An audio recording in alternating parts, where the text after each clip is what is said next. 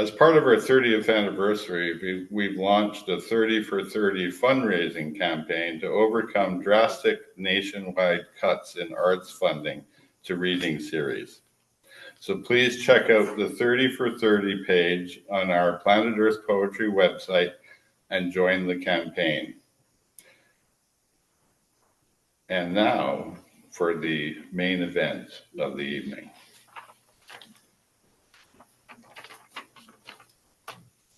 Michael V. Smith reminded me that I had met him when we read together 20 years ago, and that was my pleasure. And now it's my pleasure to welcome him to Planet Earth Poetry. He is a remarkably versatile artist. He's a writer, performer, and a filmmaker. He's the author of the memoir Queers Like Me, of Bad Ideas, a poetry collection, and even a novel called Progress. Michael is the winner of numerous awards, including the inaugural Dayne Ogilvie Prize and the Director's Prize at Cinema Diverse in Palm Springs. He is currently a University of British Columbia Okanagan Researcher of the Year, and he lives in Kelowna. So this evening, Michael is going to be reading about a sad period in our history. He's reading from Soundtrack, which is a poetic memoir about growing up gay in the shadow of AIDS.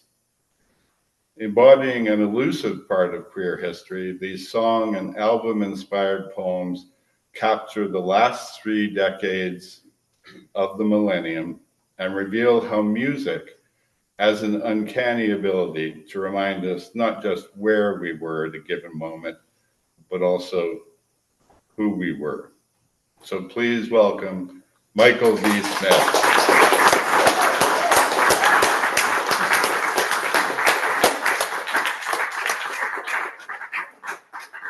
Hello, everybody on the internet. Hi, everybody here. What a beautiful community. Holy cow. Those were powerhouse poems. I'm really flattered to be on this bill.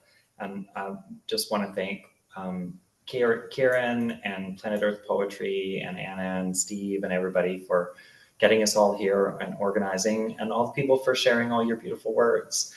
I have a full heart, and we still have me to go, and Marilyn.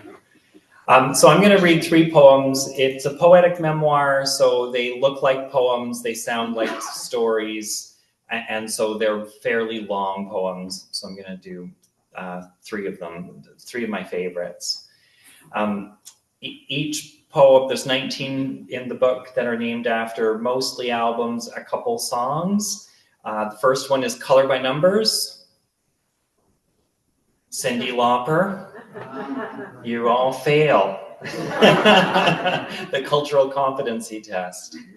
Oh, Color by Numbers. No, Color by Numbers isn't Cyndi Lauper. What am I saying? That she's so unusual. Color by Numbers is Boy George, I also fail. It's Culture Club. For a brief moment in the early 80s, Darren waltzes into grade 5 as the cute new boy all the girls giggle over, until some other transfer kid from their previous school reveals Darren's old trick of twirling like Wonder Woman, which he happily demonstrates. Popularity is a light switch. The upper level boys know enough about desire and the school ground to turn Christie's crush on Darren into an excuse to pin his gangly arms and legs in the grass at lunchtime so she can brand him with a massive hickey. Juvenile normcore training, or how to get in with the boys. I watch his exasperated sobbing and say nothing. Rationalizing my passivity makes me as close to an ally as possible without becoming a target myself. For my 50th birthday, Darren will surprise me with a letter. You made it this far, he says, and I'm pretty sure there were times you didn't think you would. I know that feeling so well. By grade 7, he and I hang out enough to get into the trouble of innocence. He pierces his own ear in front of me with a boiled needle and ice cube. We string reams of audio tape from a broken cassette between hydro poles across 3rd Street at dusk. Then, from his 2nd-story window, we wait for a car until we spy a cyclist and have to scream, "Stop, stop!" We howl at everything, eager to be loose with the world. I can't for the life of me find it, Darren writes, but there is a picture out there somewhere of you and I together at one of my birthday parties, 12 or 13 years old, and I'm holding up a card and a $5 bill you gave me. We take to wandering our paper mill town with Michael Payne, living our best music video fantasy. Michael and I compete to wear a plastic Viking helmet with horns, a favorite prop. Darren's homemade braids, a caftan from his mother, Cleopatra eyeliner, and ropes of beads make him a terrific Boy George lookalike. Many straight viewers watching Karma Chameleon the first time replay the tired old trope of wondering aloud if Boy George is in fact a boy, while the rest of us see ourselves on TV for the first time. That aha moment at Culture Club.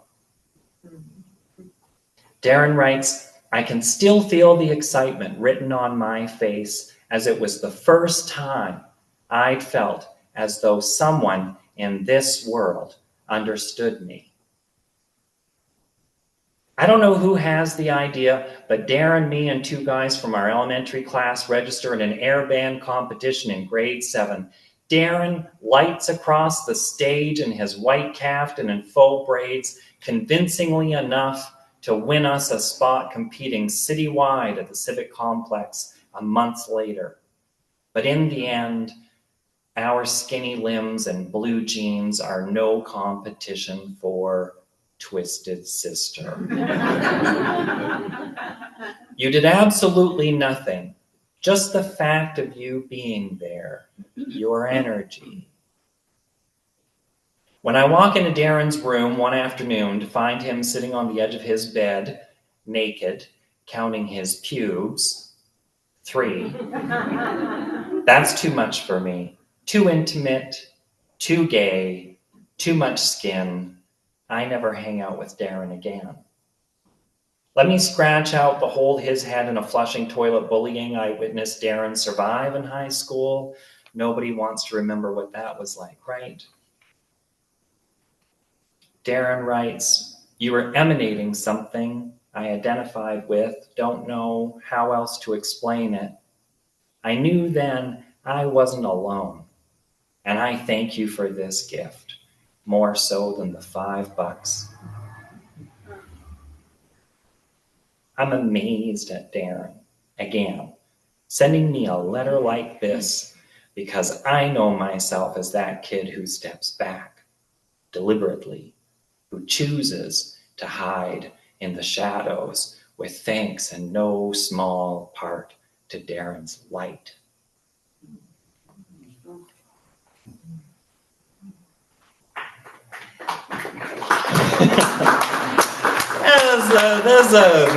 There's some dirty parts in the book. I put my favorite joke in the book. You'll have to find out what my favorite joke is. Well, my favorite improvised joke when I was in drag in a dirty bar, someone asked me a question and I gave a really good answer. But yeah, a lot of these poems are killers. Gordon, Bare Naked Ladies. Gordon divides the world in 2, right? In the summer of 1992, either you think the Bare Naked Ladies are shit, or the shit, or so it seems to us in Toronto when they come out with their hit single, If I Had $1 Million. I'm also out and single. that summer. Dee and I release each other for the first time between second and third year university. Finding lovers in the before times, before apps, mostly means picking up via bar culture. To find the gays, you have to physically go to a club. Stats say we comprise 10% of the population, but in my classrooms, I'm it. Other gays find safety by identifying as bisexual, and bisexuals find safety by staying quiet. You can't walk down the street homosexual without slyly checking out who in the crowd would choke you to death, in case you don't yet know what it's like to be trans today, or a woman, a black kid in a hoodie. About this same time, friends bring Dee and me to the 519 Community Center basement for Queer Nation meetings. We plan kiss-ins and die-ins, protesting our second-class status and the deliberate lack of AIDS funding. It's more convenient to let us all die than help.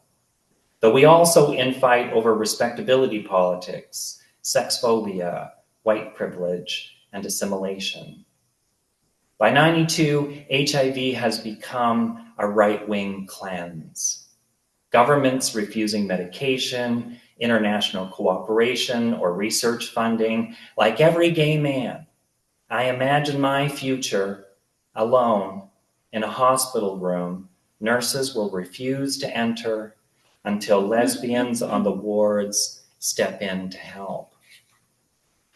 AIDS can't help but feel inevitable, inevitable, inevitable, inevitable, inevitable, inevitable, inevitable, inevitable, inevitable, inevitable, inevitable. Scratch that.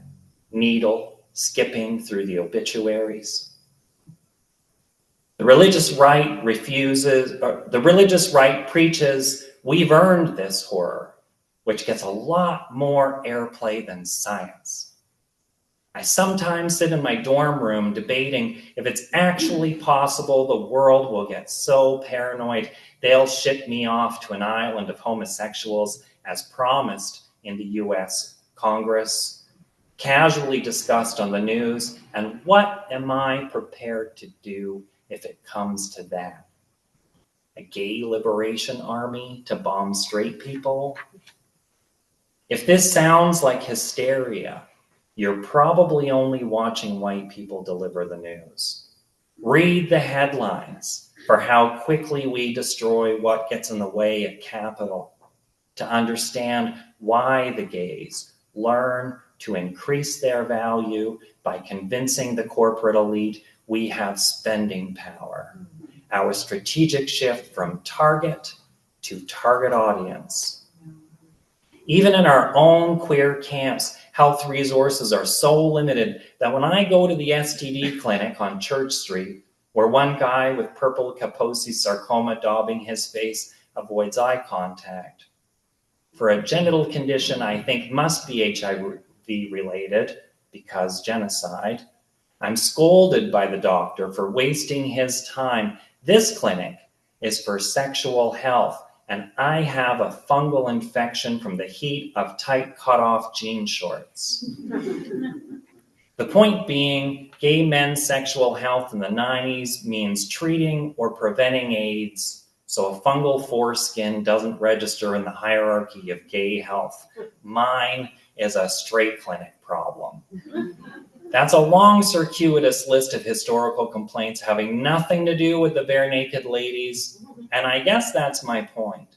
In 92, in Toronto, homeland of the bare naked ladies, briefly pilloried for being neither of those things, everywhere I look, someone in the news is planning my death as people party to these guys who make a name for themselves, singing gags about what $1 million of 90s capitalism can buy them. Not AIDS drugs. You can put your money on that. Wow. That's so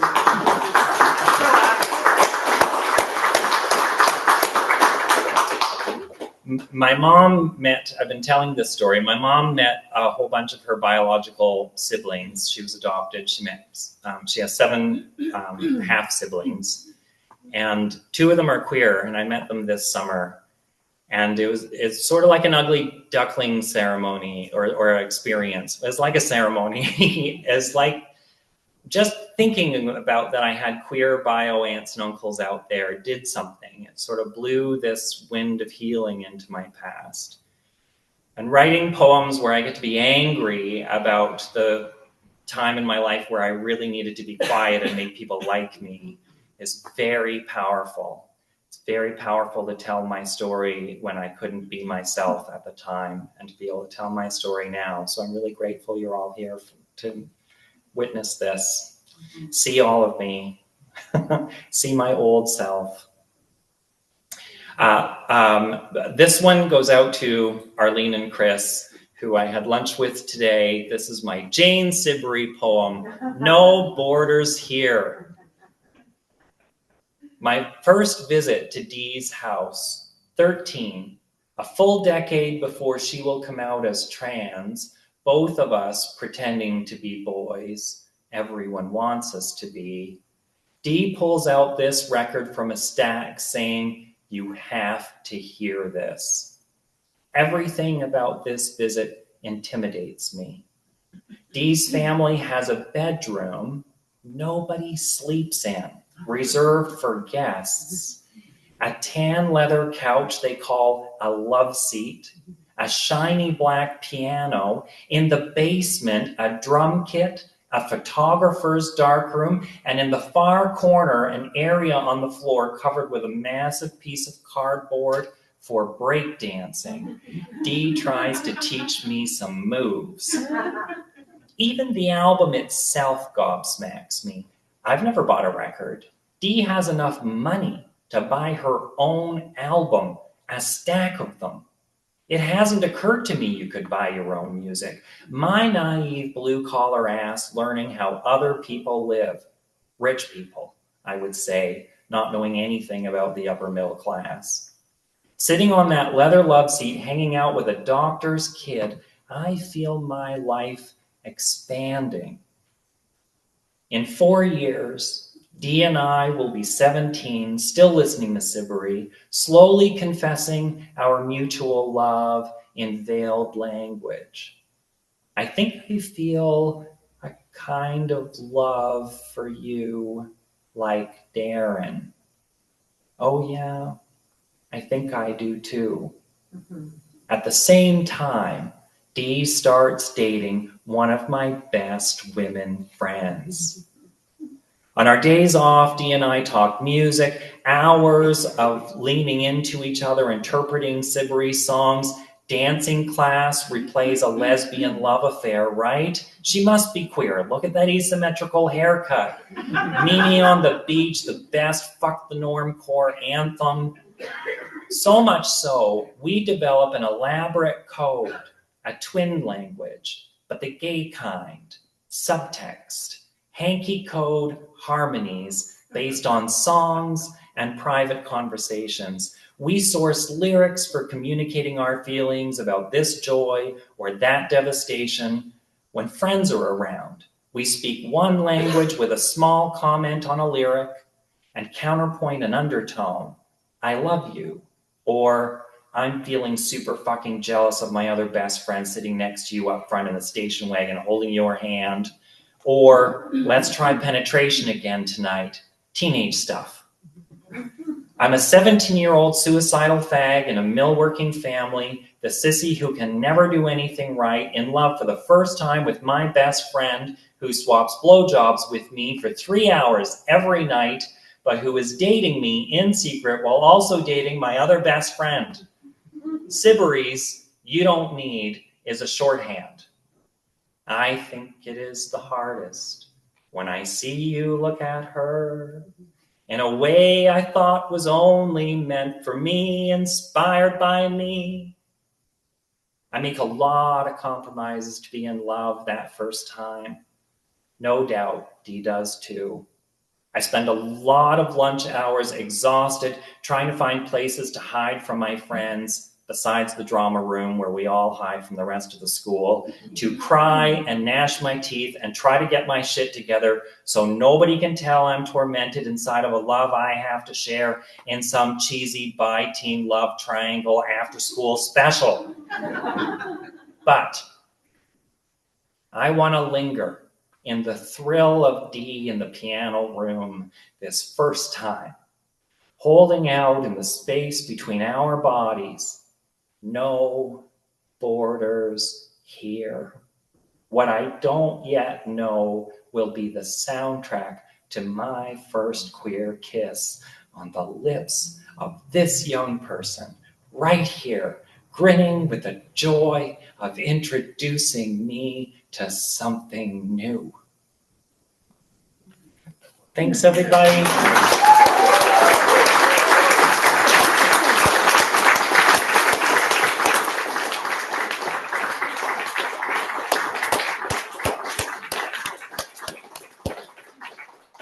Thank you, Michael. That was terrific. It's now my pleasure to introduce Marilyn Bowering. So Marilyn's poetry has twice been shortlisted for the Governor General's Award, and she's received many prizes named after women. Last year's More Richly in Earth, part memoir and part literary investigation, was a finalist for the Saltire and the Hubert Evans Prizes. I should just interject here and comment that having lived in Britain for 10 years, that somebody in Britain wanted to give a prize to a Canadian writer is remarkable in itself. Marilyn is also a really powerful and a versatile artist. Everything from novels, from To All Appearances a Lady, all the way down to this year's The Unfinished World, several poetry collections, plays, a libretto, essays. It gives me a lot of pleasure to say that Marilyn has made a significant and a remarkable contribution to Canadian culture. She's going to be reading tonight from her poetry collection, Frayed Linens, wherein she writes of the beauty and resilience within the darkness of the human journey. She is accompanied on this journey by ancestral and mythic figures, beloved poets, and the ghosts of her own life story, as the body and spirit, the frayed linens of the title, are worn and renewed over time. Please join me in welcoming Marilyn Bowering.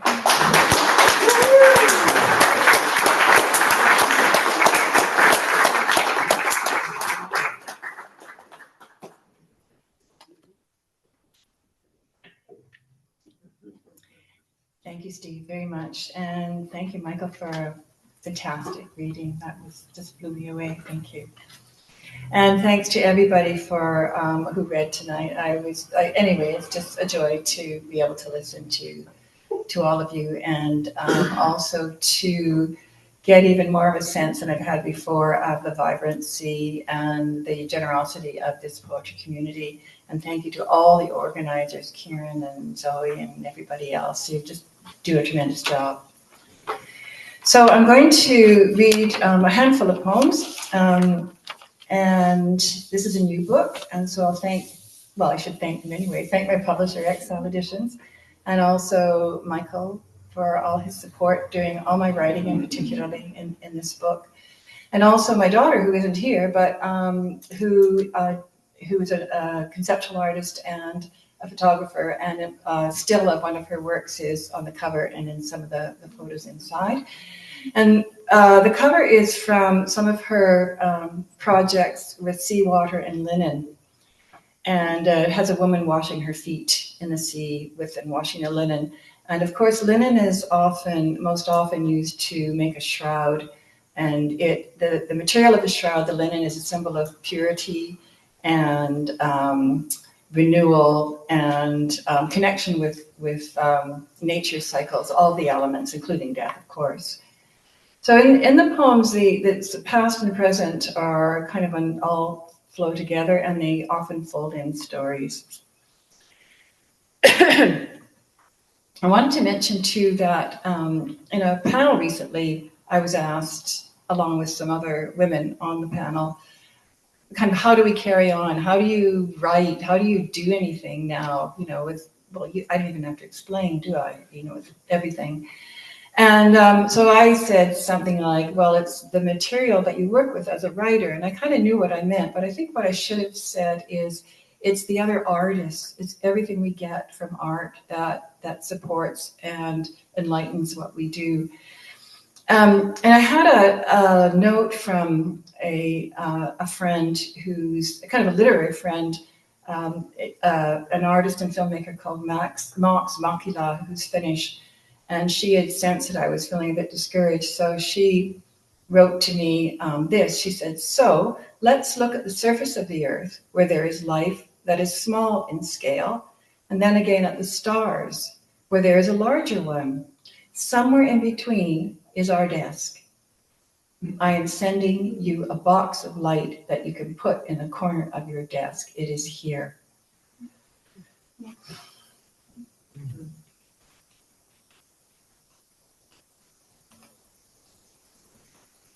In fact, the last couple of years, as I've been writing different material and researching and meeting really interesting people, the thing that's come across to me most often is what other artists have to say, which is always along the lines that what we can do is encourage each other.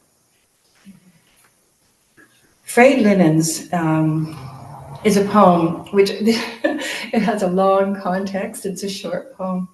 I've been in correspondence with John Donahue of John's Bookshop in Ireland, looking for a 19th century journal, which I hoped would tell me about how a 17th century Scottish Gaelic poet, not the one I was writing about, how she had composed her work.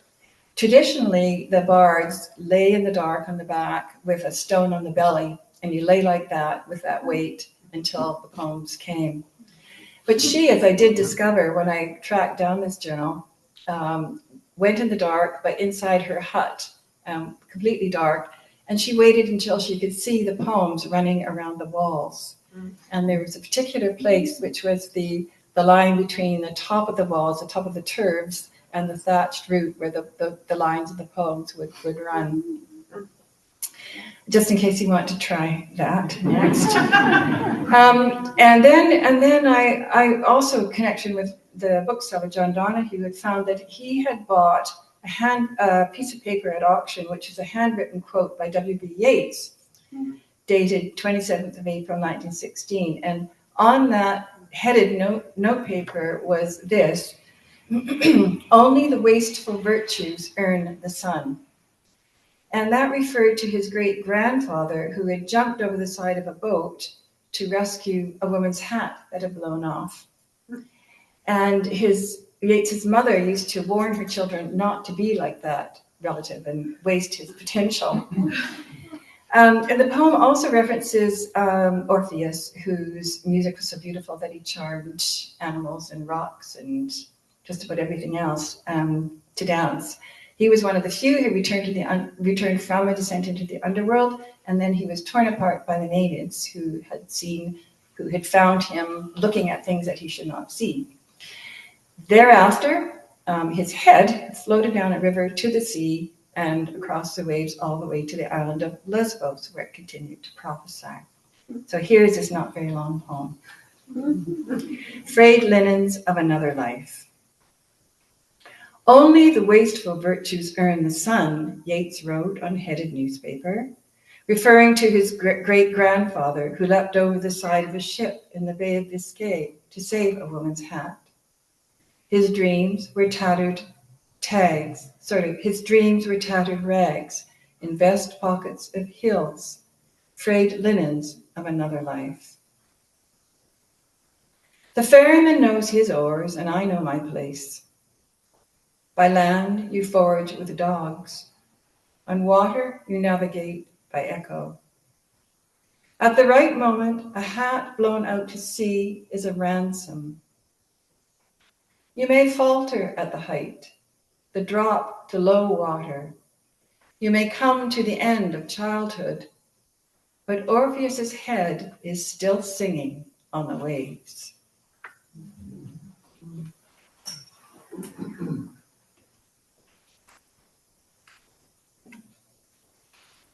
on the bus to the ferry.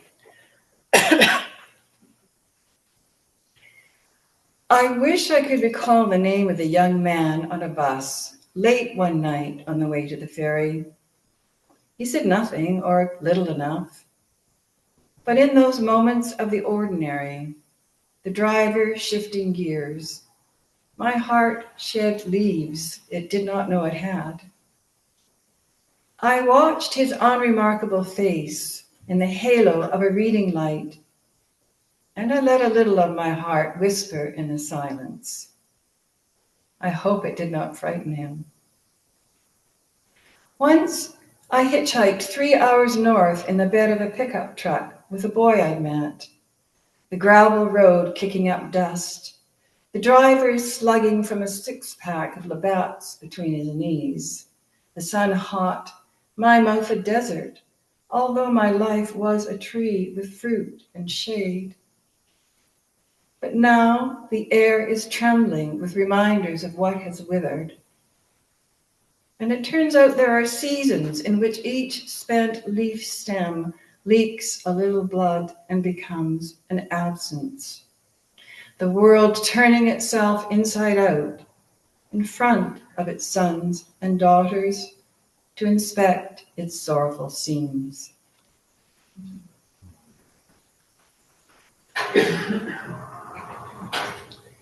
This is a poem for my daughter who is not here. Let's see, it opens with a little epigraph from the writer Kapka Kasabova. And it mentions a couple of the Stoic philosophers. And the little quote is, "And there had been the resentment of being strangers in a strange land, separated from their identities, while unable to go back, the invisible life of feeling. We were drawn towards birth by birds, they say, the link between us weightless and invisible, and learned the world of water from above, its touch on our skulls as rainfall, and which hunter-haunted marshes to avoid and where to land and rest. We learned the meaning of shadows. Epictetus says, do not ask the athlete how much weight they lift, but look at the shoulders, the hidden strength and half light in the morning when they rise to stretch, pinion muscles supporting arms, body hair like feathers. Light fills my daughter's window. It is summer, much hallooing from birds when she runs by, alive together with the earth for this brief time. As things are, isn't it the height of folly to learn inessential things when times are so desperately short? It is Seneca speaking from his printed land. I glance up from my book as she re-enters the house and hear the old Stoic ask, is this the way to heaven? A jug on a table is placed to keep our souls, they say. But one sweep with a hairbrush I found in a dream this morning returned my hair to dark. And she and I watched storks fly to their nests on the rooftops of Calle Ciudad de Ronda at sunset when everyone was young.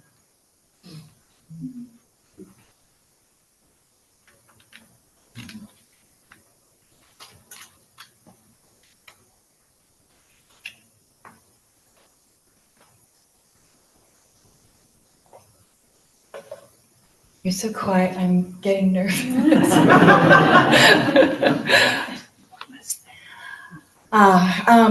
After living in not necessarily one place, but going back and forth between the house that we loved and near Souk for 35 years, we moved twice actually in a short space of time, and ended up, as some of you may have, across the street from a problematic house. There was a lot of activity, a lot of ambulances and people coming and going and other things.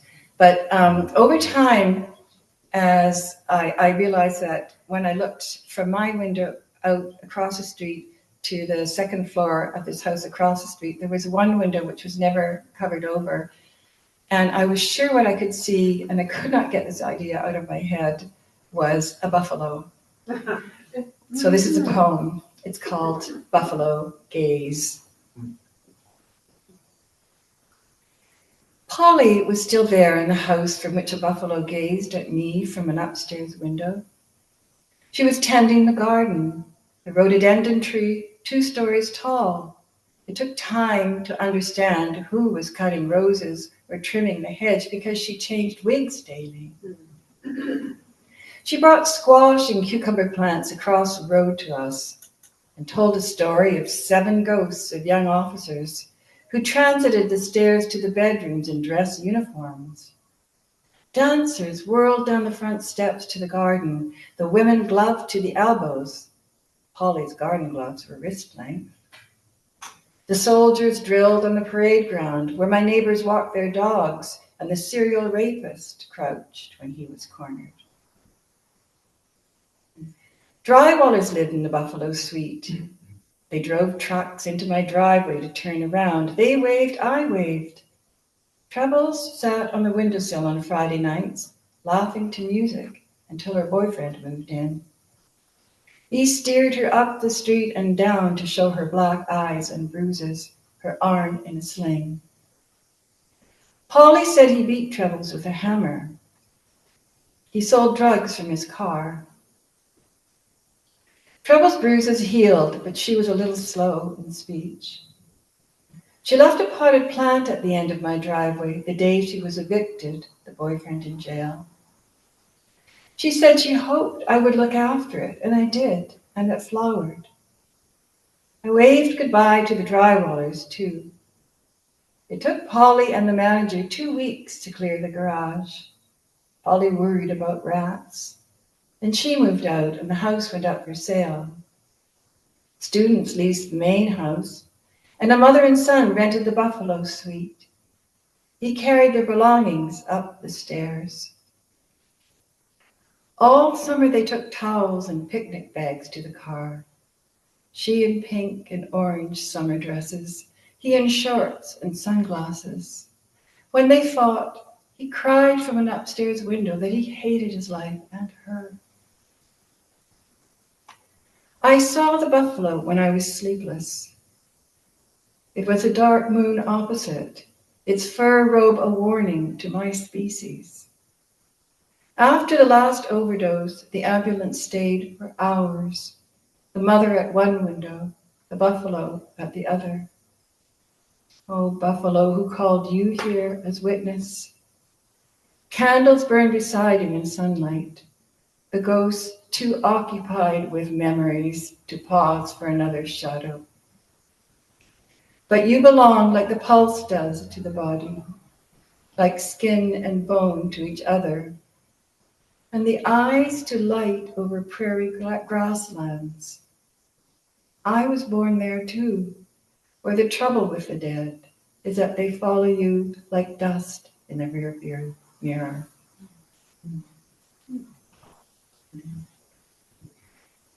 And this is the last poem.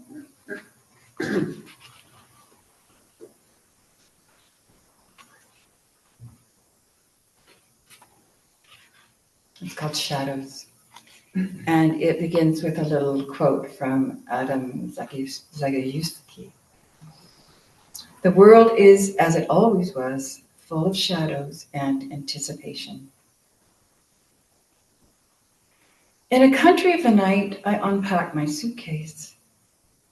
No cupboard is forbidden to me. Everyone wishes to talk. No one says, "Why are you here? We'd forgotten all about you." Or worse, "Why did you abandon us? Why is there no news?" Those I thought dead are waiting. Is it my birthday?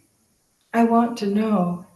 But dawn is breaking, and my companion is a shadow that draws a path through snow before it falls. I put on its coat, arms into its sleeves, and walk out of the night to find my shoes. Thank you.